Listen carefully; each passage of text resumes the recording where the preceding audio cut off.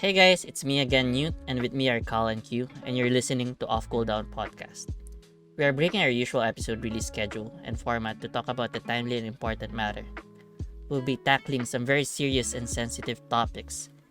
Please be warned that we will be talking about sexual harassment, self-harm, and discrimination. So please, if these topics can trigger any trauma, or if these topics make you feel uncomfortable, please be warned. Today's topic is all about the Activision Blizzard lawsuit that came after 2 years of investigation by the California Department of Fair Employment and Housing over the frat boy culture in Activision Blizzard. The DFEH found that the company has systematically fostered a culture of misogyny, discrimination, harassment, and impunity in the workplace. The DFEH alleges that female employees have been subjected to inappropriate behavior by their male colleagues, against whom the HR department did not act against upon the complaints of the victims. The DFEH also alleges that non-Caucasian employees experience workplace discrimination because of their race. Women and people of color were not given the same opportunities as their white male counterparts. We will be citing some examples to demonstrate the degree of the situation. However, we will be intentionally leaving out some of the most horrendous, disgusting, and horrible cases, as we don't feel comfortable discussing them. The TLDR of this is that Activision Blizzard has had a long history of bad workplace culture that has become an unsafe working environment for many of its employees and has even led to physical and mental harm to others. Thus, this lawsuit.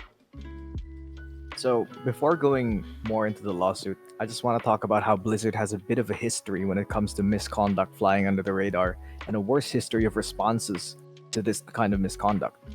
And before I get into the latter, I'm going to point to two specific cases. The first one being Alex Afrasiabi, a former creative director in Blizzard for a number of years who disappeared from Blizzard in around June 2020. The player base wondered for a while what had happened, and it was only in the recent lawsuit that it came to light that he was fired for, quote, his misconduct in his treatment of other employees.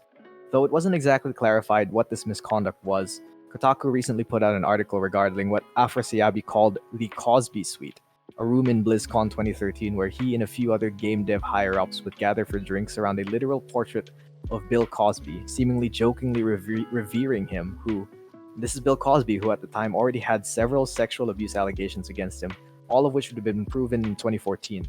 In response to the current lawsuit, all in-game references to Afrasiabi will be removed from World of Warcraft. There was another case around 2016 of racial discrimination, and this case only came to light 3 years later in 2019.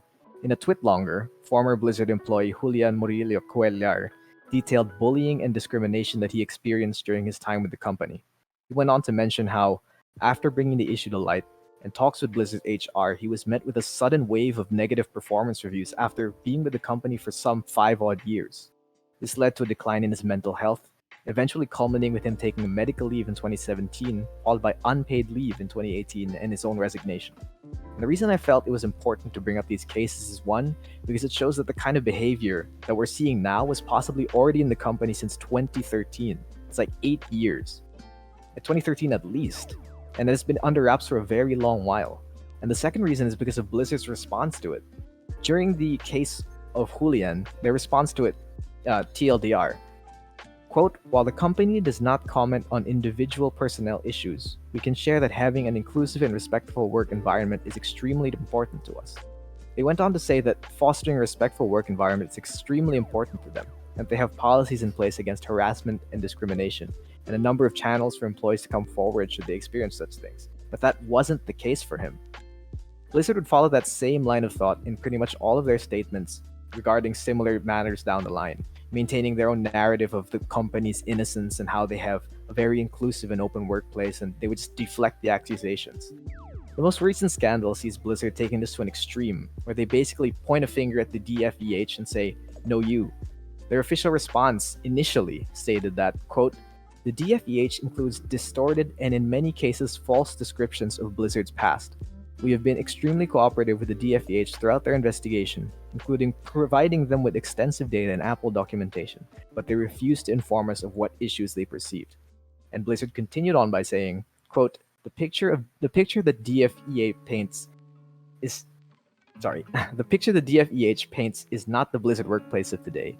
Over the past several years and continuing since the initial investigation started, we've made significant changes to address the company culture and reflect more diversity within our leadership teams. That statement proved to be false, considering that the investigation started 2 years ago, with more and more findings coming out as the years went by. It only so happens that 2 years later, they went public with it, and the DFEH actually filed a lawsuit against Blizzard. Blizzard closed their statement by saying, quote, and this one sounds kind of gaslighty, "It is a shame that the DFEH did not want to engage with us on what they thought they were seeing in their investigation." They were calling into question the veracity of this investigation that the DFEH, a government entity, has been doing for the past 2 years in their company. Like, despite overwhelming evidence to the contrary, Blizzard just deflects it and says, no, that didn't happen.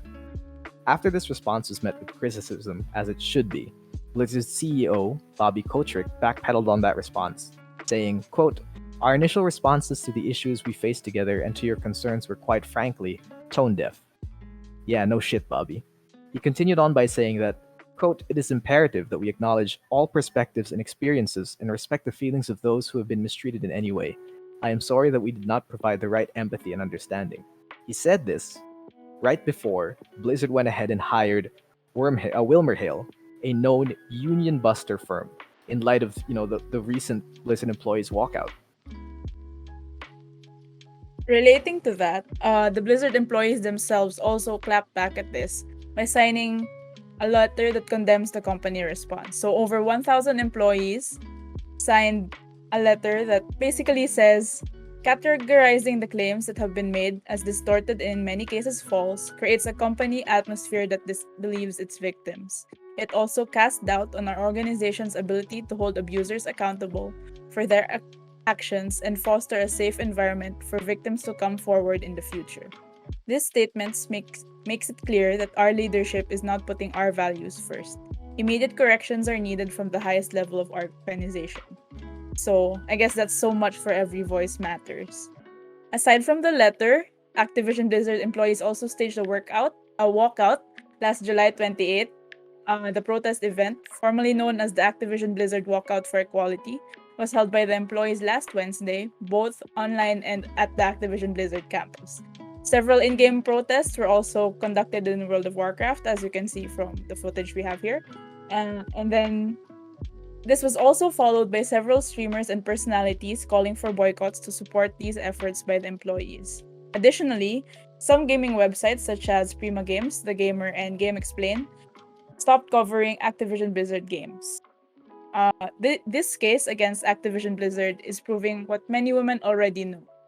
Misogyny in the industry doesn't come down to just a few bad apples at a few companies. It's deeply ingrained in the culture at the heart of how the games business has operated for decades. In light of this, we all know that Ubisoft is also facing their own legal problems regarding sexual harassment and discrimination. And 500 of their employees actually announced their solidarity with Activision Blizzard workers. They demanded more movement from their own leadership and called for systemic change across the entire video game industry. Back in 2019, over 150 employees at the Los Angeles office of Riot Games also staged a walkout after the publisher filed a motion to force 2 employees with pending lawsuits against the company into forced arbitration. Adding to that was also last year's really extensive Me Too movement for gaming that covered esports, streaming, the devs. So there's really a lot of sexism going on or prevalent in our gaming communities. And well, there's only so much we can do, right, as players. But even if it's small, there are quite a few things we can still do. So, as for what we can do as players, as consumers, given that we don't have as much reach or influence as, let's say, a governing body or a corporate figure, we can start at our level, grassroots. We have to identify sexist, misogynistic, or any kind of harassment or discriminatory behavior among family, friends, or even from ourselves, and call it out. We can't allow ourselves to create an environment where this kind of behavior is tolerated or acceptable, because it's always from those little things, those small moments that end up fostering the sort of frat boy culture at large. While these movements and these actions are important, if you would like to have a more direct impact and be able to help the people marginalized and affected by these unfair work practices, you can directly donate to the different charities put forward by the Blizzard employees protesting, like Black Girls Code, Futures Without Violence, Girls Who Code, RAIN, Women in Animation, and Women in Games International. We will be including the links in the description so you can check them out and decide for yourself if you want to support them.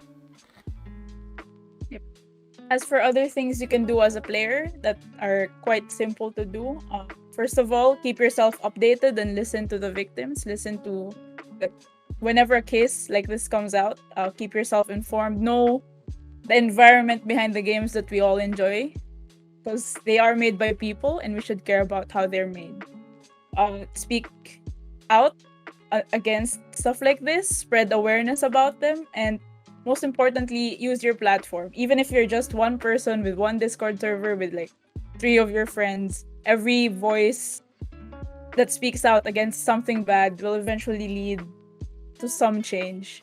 So, as a personal anecdote, I'd like to share that in light of last year's Me Too movement in gaming, me and like quite a few friends of mine started Respect is Easy. So it's a local movement we started after the numerous cases of sexual harassment that came to light. So basically, it's just a few friends who decided we needed to do something. So we started an online platform, and our main goal there is to spread awareness and information regarding topics like this. So, yeah. So I guess that's all from us today. Thank you for listening to the Off Cooldown podcast. This has been Kat. This has been Newt. And this has been Q, and we'll see you next episode. So don't worry, we still have another episode coming up later this week with a much lighter topic, and we'll see you again that time.